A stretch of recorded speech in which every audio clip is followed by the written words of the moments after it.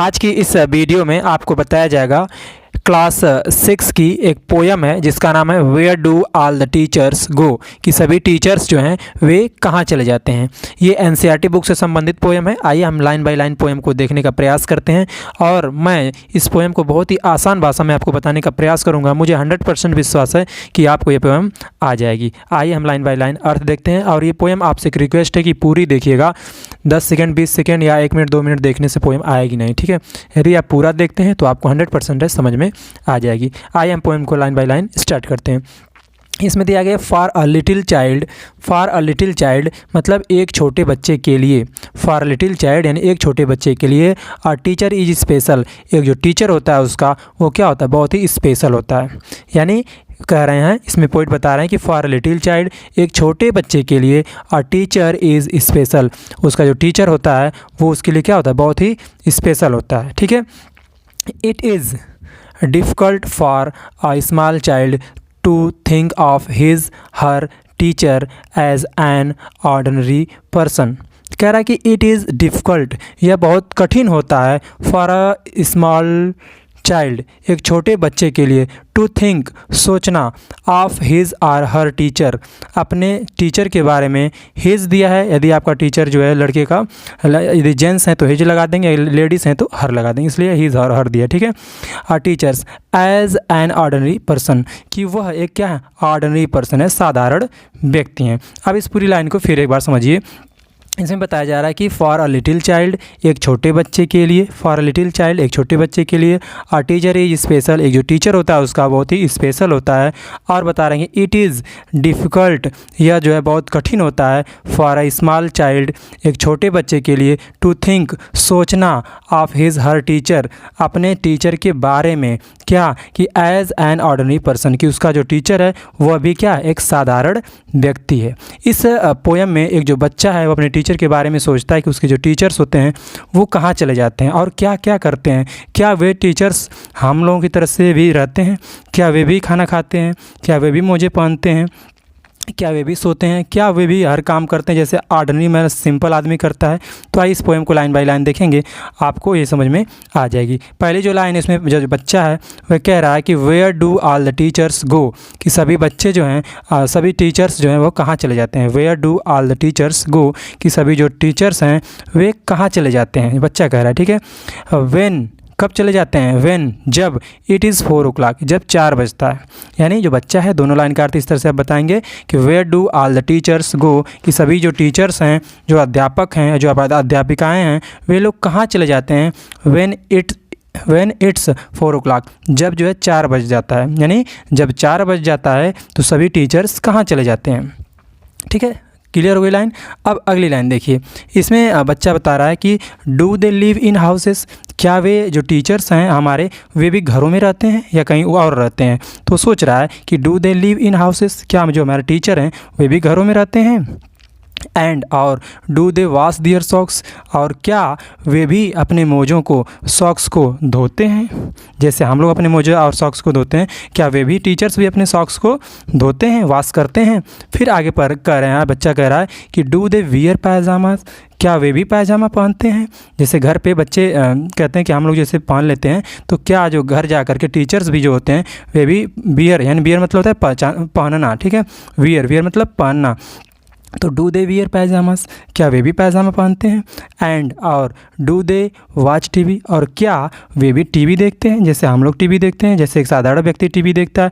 क्या टीचर्स भी टीवी देखते हैं। 100% समझ में आ रहा होगा आपको। यदि आ रहा है तो लाइक करके वीडियो को शेयर भी अपने दोस्तों तक कर दीजिएगा ताकि उन्हें भी ये वीडियो मिल जाए और उन्हें भी अच्छे से समझ में आ जाए।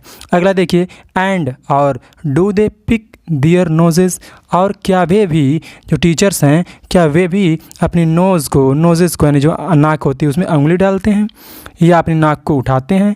The same as you and me, जैसा कि एकदम सेम टू सेम जैसा कि तुम करते हो और मैं करता हूँ। फिर समझिए, कह रहा बच्चा कि डू एंड और do they pick their noses, क्या जो टीचर्स होते हैं वे भी अपने नाकों में जो है उंगली डालते हैं, ठीक है, या अपनी नाकों को ऊपर उठाते हैं। और किस तरह से ऊपर उठाते हैं। द सेम एज़ यू, जिस तरह से आप उठाते हैं, एंड मी, और मैं उठाता हूँ। या जिस तरह से आप अपने नाकों में जो है उंगली डाल के साफ़ करते हैं और मैं जैसे साफ़ करता हूँ, क्या वैसे टीचर्स भी करते हैं? ये सारे प्रश्न उस बच्चे के दिमाग में आ रहे हैं। आइए अगली लाइन देखते हैं कि do they live with other peoples. कह रहा है कि क्या जो टीचर्स होते हैं, डू दे लिव, क्या वे भी रहते हैं विथ अदर पीपल, अदर लोगों के साथ, अन्य लोगों के साथ? जैसे हम लोग अपने दोस्तों के साथ रहते हैं, तो क्या वे भी टीचर्स भी अन्य लोगों के साथ रहते हैं? अगला बता रहा है बच्चा कि have they mums and dad. क्या हमारे टीचर्स जो होते हैं उनके पास भी मम्स एंड डैड होते हैं, यानी माता और पिता होते हैं? जिस तरह से हमारी माँ और पिता हैं, क्या जो टीचर्स होते हैं उनके पास भी मम्स एंड डैड होते हैं? अगला बता रहा है बच्चा कि एंड और वर दे ईवर चिल्ड्रेन। क्या जो हमारा जो टीचर है, जो अध्यापक है या अध्यापिका है, वो अभी कभी बच्चा था, चिल्ड्रेन था? ठीक है। और नेक्स्ट लाइन में बताता है बच्चा कि एंड और वर दे ईवर बैड। क्या जो टीचर्स हैं वे भी कभी बुरे थे? जैसे बुरे का मतलब क्या वे भी कभी कमज़ोर थे? जैसे हम लोग पढ़ने में कमज़ोर हैं, क्या वे भी कभी कमज़ोर थे? या ठीक है, बात समझ आ रही है? तो यहाँ बैड का मतलब कमज़ोर से होगा, बुरा से नहीं होगा। ठीक है। अगली लाइन में जो पोएट हैं बताते हैं कि जो बच्चा कहता है कि did they ईवर never spell right. Spell right मतलब वर्तनी शुद्ध लिखना, वर्तनी मतलब स्पेलिंग, ठीक है, शुद्ध लिखने से मतलब है। तो कह रहे हैं डिड दे ईवर, क्या वे भी नेवर कभी नहीं स्पेल राइट वर्तनी शुद्ध लिखते थे? क्या वे भी कभी स्पेलिंग शुद्ध नहीं लिखते थे? मतलब क्या उन्हें भी गलती होती थी? फिर अगली लाइन बता रहा है कि डिड दे ईवर मेक मिस्टेक। क्या उन्होंने भी कभी मिस्टेक किया, गलती किया, उनसे भी गलती हुई है? ठीक है। फिर अगली लाइन में बच्चा बताता है कि वर दे पनिश्ड इन द कॉर्नर। और जब उन्हें गलती हुई है, ठीक है, तो क्या उन्हें भी कॉर्नर में, कोने में ले जा कर के खड़ा कर दिया गया? कोने में ले जा कर के उन्हें भी दंडित किया गया, उन्हें भी कान पकड़ाया गया, उठा बैठा करवाया गया? ठीक है। अब फिर क्या है, if they pinched the chocolate flakes. और क्या उन्होंने भी कभी चॉकलेट के छोटे टुकड़ों को चुराया है, अपने हाथों में लिया है, छिपाया है? Did they ever lose means खोना। ठीक है। तो did they ever lose their hymn books मतलब होता है भजन की किताब। हाइम, इसे हाइम पढ़ेंगे, ठीक है, HYMN है, तो इसे हाइम पढ़ेंगे, एन को साइलेंट हो जाएगा, हाइम पढ़ेंगे। ठीक है। तो अब इसमें जो बच्चा है वो पूछ रहा है कि did they ever lose their hymn books. क्या उन्होंने भी अपनी जो भजन की किताब थी उसे कभी खो दिया? क्या उनकी जो भजन किताब थी कभी खो गई, हेरा गई? ठीक है। फिर आगे बता रहे हैं, पोएट बताते हैं, बच्चा कहता है कि did they ever leave their greens. क्या उन्होंने भी कभी, लीव मतलब छोड़ना, दियर ग्रीन्स अपनी सब्जियों को, यानी जब वे खाते थे तो क्या वो भी अपनी सब्जियों को अपने बर्तन में छोड़ दिए थे? ठीक है। ये सारे बच्चे के दिमाग में प्रश्न आ रहे हैं। ठीक है। तो बच्चा पूछ रहा है, आगे बता रहा है बच्चा कि did they scribble on the desktop. क्या उन्होंने भी कभी डेस्कटॉप पर कुछ लिखा है? और पूछ रहा है कि did they wear old dirty jeans. क्या उन्होंने भी कभी ओल्ड डर्टी मतलब पुराना, ओल्ड का मतलब होता है यहाँ पुराना से होगा, बूढ़ा से नहीं होगा। ठीक है। ओल्ड डर्टी जीन्स मतलब पुराना गंदा जीन्स होगा। ठीक है। बूढ़ा गंदा जीन्स तो होगा नहीं, तो ओल्ड का मतलब होगा पुराना। ठीक है। तो did they wear old dirty jeans. क्या उन्होंने भी कभी जो है पुराना और गंदे जीन्स को पहना है? हमारे जो टीचर्स हैं वो भी क्या कभी पहनते हैं? अगली लाइन बता रहे हैं कि